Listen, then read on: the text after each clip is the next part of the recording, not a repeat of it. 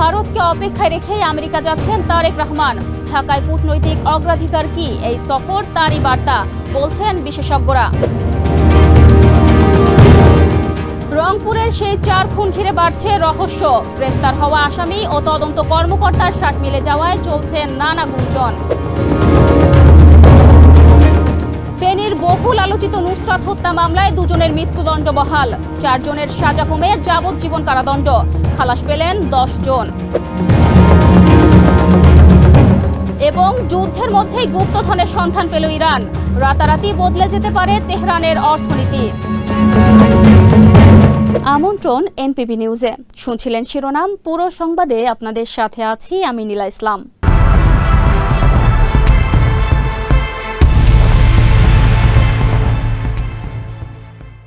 প্রথমে মালয়েশিয়া, পরে চীন, এরপর কথা ছিল ভারত সফরে যাবেন প্রধানমন্ত্রী তারেক রহমান। কিন্তু দীর্ঘ অপেক্ষার পরেও ঢাকার উদ্বেগ দূর করতে ব্যর্থ হয়েছে নয়াদিল্লি। এবার ভারতকে অপেক্ষায় রেখে আমেরিকায় যাচ্ছে প্রধানমন্ত্রী তারেক রহমান। বিস্তারিত রিপোর্টে। প্রথমে মালয়েশিয়া, পরে চীন, এরপর কথা ছিল ভারত সফরে যাবেন প্রধানমন্ত্রী তারেক রহমান। দীর্ঘ অপেক্ষার পরেও নয়াদিল্লি ঢাকার উদ্বেগ দূর করতে ব্যর্থ হওয়ায় পিছিয়ে যায় সেই সফর। যদিও সফরের জন্য মুখিয়ে ছিল মোদি প্রশাসন। নজিরবিহীন দৌড়ঝাঁপ করতে দেখা যায় বাংলাদেশে নিযুক্ত ভারতের হাই কমিশনার দীনেশ ত্রিবেদীকে। কিন্তু দিল্লির সাউথ ব্লককে অপেক্ষায় রেখেই শেষ পর্যন্ত আমেরিকা সফরে যাচ্ছেন প্রধানমন্ত্রী তারেক রহমান। সবশেষ 2006 সালে বিএনপির নেতৃত্বাধীন জোট সরকারের সময় যুক্তরাষ্ট্র সফর করেছিলেন তারেক রহমান। দীর্ঘ 2 দশক পর এবার প্রধানমন্ত্রী হিসেবে আমেরিকায় যাচ্ছেন তিনি। তার এই সফর ঘিরে যখন কূটনৈতিক অঙ্গনে চলছে নানা আলোচনা, তখন সম্ভাব্য ভারত সফর এখনো অনিশ্চিত। নয়াদিল্লি একের পর এক কূটনৈতিক উদ্যোগ নিলেও শেখ হাসিনা সহ কিছু ইস্যুতে এখনো অনড় ঢাকা। এদিকে যুক্তরাষ্ট্র সফরের আগে তারেক রহমানের তৃতীয় কোনো দেশ সফরের পরিকল্পনা আপাতত নেই। আগামী 12 ও 13 সেপ্টেম্বর নয়াদিল্লিতে অনুষ্ঠিত হতে যাচ্ছে 18তম ব্রিক্স শীর্ষ সম্মেলন। আর ওই সম্মেলনে তারেক রহমানের যোগ দেওয়ার কথা থাকলেও সর্বশেষ পরিস্থিতিতে ভারত সফরের সম্ভাবনা আর থাকছে না বলেই মনে হচ্ছে। এর আগে মালয়েশিয়া ও চীন সফরের পর এবার ভারতকে পাশ কাটিয়ে সরাসরি তারেক রহমানের যুক্তরাষ্ট্র সফর ঢাকার কূটনৈতিক অগ্রাধিকারের গুরুত্বপূর্ণ বার্তা দিচ্ছে বলেই মনে করছেন সংশ্লিষ্টরা। জাতিসংঘের 81তম সাধারণ পরিষদের অধিবেশনে যোগ দিতে আগামী 21 সেপ্টেম্বর নিউ ইয়র্কে যাওয়ার কথা রয়েছে প্রধানমন্ত্রীর। সরকার প্রধান হিসেবে এবারই প্রথম জাতিসংঘ সাধারণ পরিষদের অধিবেশনে ভাষণ দেবেন তারেক রহমান। অধিবেশনের সাইডলাইনে বিভিন্ন কর্মসূচিতে অংশ নেওয়ার পাশাপাশি ক্যালিফোর্নিয়ার সান ফ্রান্সিসকোতেও 2 দিনের একটি অনুষ্ঠানে যোগ দেওয়ার কথা রয়েছে। সব মিলিয়ে তার যুক্তরাষ্ট্র সফর 8 থেকে 10 দিনের হতে পারে। গুরুত্বপূর্ণ বিষয় হলো জাতিসংঘের এবারের অধিবেশনে বাংলাদেশের পররাষ্ট্রমন্ত্রী ডক্টর খলিলুর রহমান সাধারণ পরিষদের সভাপতি হিসেবে দায়িত্ব পালন করছেন। ফলে একই অধিবেশনে বাংলাদেশের সরকার প্রধান এবং সাধারণ পরিষদের সভাপতি 2 গুরুত্বপূর্ণ অবস্থানেই বাংলাদেশের উপস্থিতি আন্তর্জাতিক অঙ্গনে আলাদা তাৎপর্য তৈরি করছে। সব মিলিয়ে ভারত যখন অপেক্ষায়, তখন তারেক রহমানের আমেরিকা সফর শুধু একটি রাষ্ট্রীয় সফর নয়, বরং নয়াদিল্লির প্রতি ঢাকার অবস্থান এবং বাংলাদেশের বর্তমান কূটনৈতিক অগ্রাধিকারের একটি গুরুত্বপূর্ণ বার্তা হিসেবেও দেখা হচ্ছে। সময় যত পেরোচ্ছে রংপুরের সেই 4 খুনের ঘটনা ঘিরে বাড়ছে ততই প্রশ্ন। গ্রেফতার আসামি ও তদন্ত কর্মকর্তার শাট মিলে যাওয়ায় শুরু হয়েছে নানা গুঞ্জন। বিস্তারিত দেখুন রিপোর্টে। সময় যত পেরুচ্ছে রংপুরের সেই 4 খুনের ঘটনা ঘিরে বাড়ছে ততই প্রশ্ন। এবারের আলোচনা উঠেছে হত্যাকাণ্ডে গ্রেফতার এক আসামির গায়ের শার্ট নিয়ে। কারণ তার পরনে থাকা শার্টের সঙ্গে হুবহু মিল দেখা গেছে মরদেহ উদ্ধারের দিন ঘটনাস্থলে থাকা রংপুর মহানগর পুলিশের এক কর্মকর্তার শার্টের। আর সেই মিল ঘিরেই সামাজিক যোগাযোগ মাধ্যমে শুরু হয়েছে নানা আলোচনা ও রহস্যজনক প্রশ্ন। রংপুর নগরীর মাছুয়াপাড়ার শিক্ষক গণপতি চক্রবর্তী, তার স্ত্রী ও 2 সন্তানকে হত্যা করা হয়। এ ঘটনায় সিদ্ধার্থ ও মুগ্ধ নামে 2 যুবককে গ্রেফতার করেছে আইন শৃঙ্খলা রক্ষাকারী বাহিনী। পরে আদালতে হাজির করে তাদের জবানবন্দি নেওয়া হয়। তদন্ত কর্মকর্তার ভাষ্য অনুযায়ী তারা হত্যাকাণ্ডে নিজেদের সম্পৃক্ততার কথা স্বীকার করেছে। তবে দুই আসামির স্বীকারোক্তির পরও মামলাটির বিভিন্ন দিক নিয়ে প্রশ্ন উঠছে। বিশেষ করে গ্রেফতার এক আসামির গায়ে থাকা শার্টটি নিয়ে নতুন করে বিতর্ক শুরু হয়েছে। স্থানীয় বিভিন্ন ফেসবুক পেজে লাইভ ও ভিডিওতে দেখা যায় মরদেহ উদ্ধারের দিন ঘটনাস্থলে থাকা পুলিশের এক কর্মকর্তার পরনেও একই ধরনের শার্ট ছিল। বিষয়টি নিয়ে প্রশ্ন করা হলে ওই পুলিশ কর্মকর্তা বলেন, একই ধরনের শার্ট আলাদা আলাদা মানুষ পরতেই পারেন। পুলিশের বক্তব্য, শুধু পোশাকের মিল থেকেই অন্য কোনো সিদ্ধান্তে পৌঁছানোর সুযোগ নেই। এমনকি সর্বশেষ সংবাদ মাধ্যমে দেওয়া এক সাক্ষাৎকারে ওই পুলিশ কর্মকর্তাকে একই শার্ট পরতে দেখা যায়। তবে প্রশ্ন শুধু শার্টেই সীমাবদ্ধ নয়, পুলিশের দেওয়া ঘটনার বর্ণনা নিয়েও উঠছে নানা প্রশ্ন। নির্মাণাধীন একটি ভবনে অবস্থান ও মাদক সেবনের সুযোগ থাকা সত্ত্বেও অভিযুক্তরা কেন গণপতি চক্রবর্তীর বাড়ির ছাদে গিয়েছিলেন সেই প্রশ্নও সামনে এসেছে। নির্মম এই খুনের ঘটনায় দুই আসামি গ্রেফতার হয়েছে, আদালতে দিয়েছে জবানবন্দিও। কিন্তু তদন্তের নানা অসঙ্গতি নিয়ে আলোচনা থামছে না। আর এখন একটি শার্টের মিলই যেন সে রহস্যে যোগ করেছে নতুন মাত্রা। প্রশ্ন উঠেছে, এটা নিছক কাকতাল নাকি এর পেছনে আছে আরো কোনো অজানা গল্প? নেত্রকোনার মদনে 11 বছর বয়সী শিশুকে ধর্ষণের ঘটনায় জন্ম নেওয়া নবজাতকের ডিএনএ পরীক্ষায় মামলার অভিযুক্ত আলোচিত সেই মাদ্রাসা শিক্ষক আমানুল্লাহ মাহমুদী সাগর সেই শিশুটির বাবা হিসেবে প্রমাণিত হয়েছেন। সোমবার আদালতে ডিএনএ পরীক্ষার প্রতিবেদন উপস্থাপনের পর বিষয়টি নিশ্চিত করেছেন মামলার পাবলিক প্রসিকিউটর অ্যাডভোকেট নুরুল কবির রুবেল। 24 আগস্ট তাকে আদালতে হাজির করা হয় এবং ডিএনএ পরীক্ষার প্রতিবেদন আদালতে উপস্থাপন করা হয়।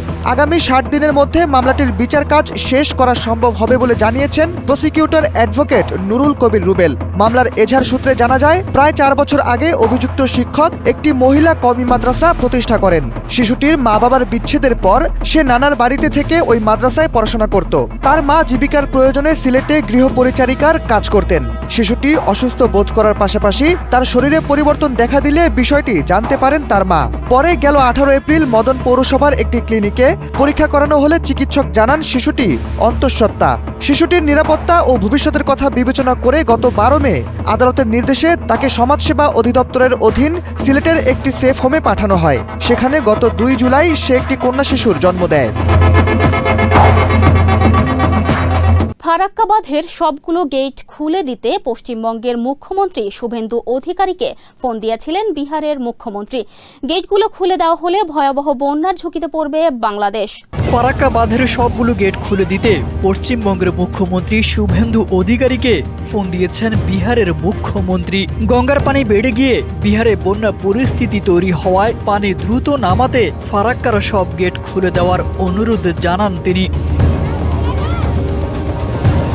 এক্সে দেওয়া এক পোস্টে মুখ্যমন্ত্রী সম্রাট চৌধুরী জানান, গঙ্গার পানি বৃদ্ধি ও বিহারের বন্যা পরিস্থিতি নিয়ে শুভেন্দু অধিকারীর সঙ্গে ফোনে কথা বলেছেন তিনি। ফারাক্কার সব গেট খুলে দিলে গঙ্গার পানি প্রবাহ স্বাভাবিক হবে এবং বিহারের বন্যা পরিস্থিতি নিয়ন্ত্রণে আনা সম্ভব।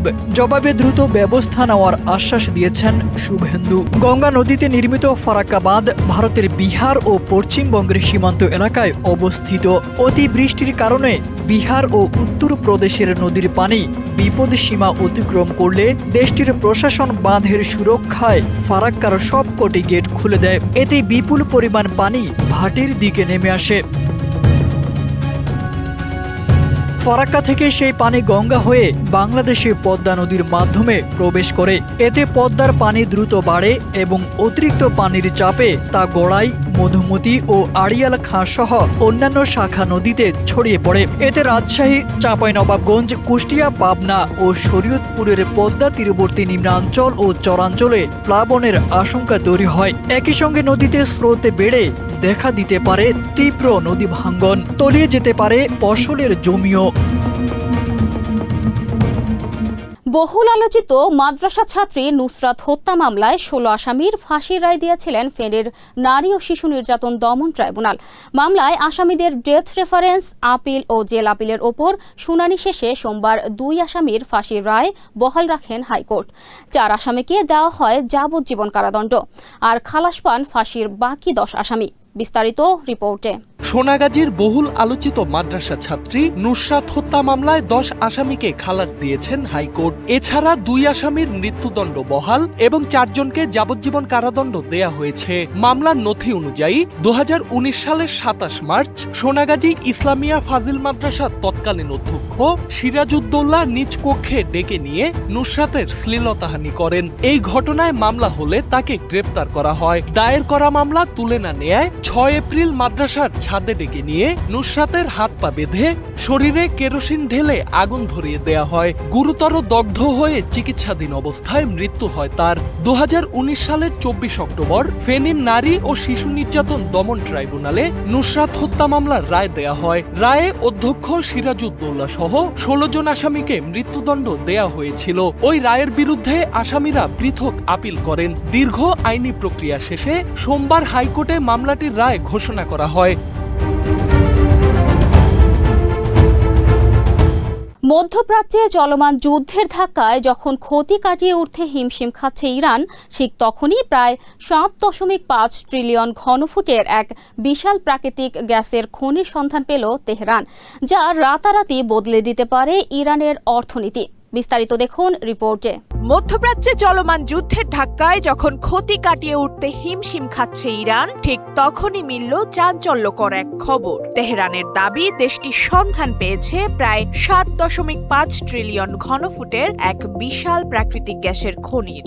ফার্স প্রদেশের দক্ষিণাঞ্চলে মিলেছে নতুন এই গ্যাস ক্ষেত্র। রোববার ইরানের রাষ্ট্রীয় টেলিভিশনে দেওয়া এক সাক্ষাৎকারে ইরানের জ্বালানি মন্ত্রী মোহসেন পাকনেজাদ বিষয়টি নিশ্চিত করেন। জানান, এই গ্যাস ক্ষেত্রের প্রায় 5.7 ট্রিলিয়ন ঘনফুট গ্যাস উত্তোলনযোগ্য। তার হিসাব অনুযায়ী এ খনি টানা 15 বছর উৎপাদনে থাকতে পারে এবং এখান থেকে প্রতিদিন 280 মিলিয়ন ঘনমিটারেরও বেশি প্রাকৃতিক গ্যাস মিলবে। আরও চমকপ্রদ বিষয় হলো ক্ষেত্রটিতে রয়েছে প্রায় $10 বিলিয়ন মূল্যের গ্যাস কন্ডেনসেট। তেলমন্ত্রী মোহসেন পাকনেজাদ আরও জানান, এটি উচ্চমানের সুইট গ্যাস, ফলে উত্তোলন ব্যয়ও তুলনামূলক কম হতে পারে বলে তার ধারণা। তবে এই গুপ্তধন হাতে পেলেও এই গ্যাস ক্ষেত্র থেকে নতুন উৎপাদন শুরু হতে কয়েক বছর লাগতে পারে বলেই ধারণা করছেন বিশেষজ্ঞরা।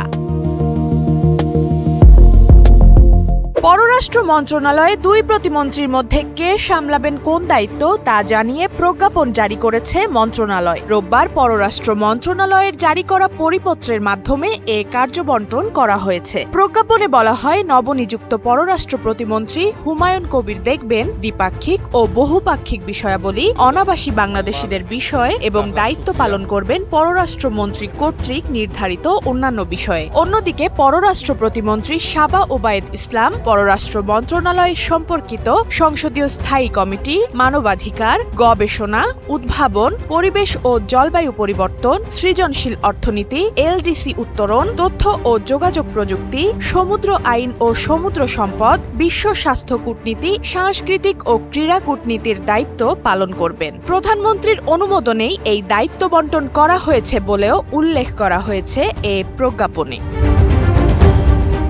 মাঝ সাগরে ডুবে যাচ্ছে টাগবোট। প্রাণ বাঁচাতে ভেতরে থাকা লোকজন লাফিয়ে পড়ছেন উত্তাল সাগরে। এরপর চোখের পলকেই সমুদ্রে তলিয়ে যায় পুরো বোটটি। সোমবার ফিলিপাইনের জাম্বালেস প্রদেশের বোটোলানের উপকূলে ঘটে এই ঘটনা। দেশটির কোস্ট গার্ডের প্রকাশ করা ফুটেজে দেখা যায়, MTUJ-SL সোয়াল 1 নামের টাগবোটটি হঠাৎ ডান দিকে বিপজ্জনকভাবে কাত হয়ে পড়ে। পরিস্থিতি বুঝতে পেরে ভেতরে থাকা 10 ক্রু সদস্য একে একে উত্তাল সাগরে ঝাঁপিয়ে পড়েন। পরে সাঁতরে নিরাপদ দূরত্বে চলে যান তারা। ফিলিপাইনের কোস্ট গার্ড জানিয়েছে, দুর্ঘটনায় থাকা 10 ক্রু সদস্যই জীবিত উদ্ধার হয়েছেন। তাদের কারো গুরুতর আহত হওয়ার কোনো খবর পাওয়া যায়নি। ঠিক কী কারণে টাগবোটটি এভাবে কাত হয়ে ডুবে গেল তা খতিয়ে দেখা হচ্ছে। প্রাথমিকভাবে ধারণা করা হচ্ছে, উত্তাল সাগরের প্রবল ঢেউ পরিস্থিতি আরও ভয়াবহ করে তুলেছিল। পাশাপাশি পানির নিচে থাকা ধাতব কোনো ধ্বংসাবশেষের সঙ্গে টাগবোটটির ধাক্কা লেগেছিল কিনা সেটিও তদন্ত করে দেখা হচ্ছে। প্রায় 24 মিটার গভীর পানিতে তলিয়ে যাওয়া টাগবোটটিতে আনুমানিক 15,000 লিটার ডিজেল ছিল। তবে প্রাথমিকভাবে এর জ্বালানি ট্যাঙ্ক অক্ষত পাওয়া গেছে। তেল ছড়িয়ে পড়ার আশঙ্কায় উপকূল জুড়ে নজরদারি বাড়ানোর পাশাপাশি প্রস্তুত রাখা হয়েছে তেল অপসারণের সরঞ্জাম।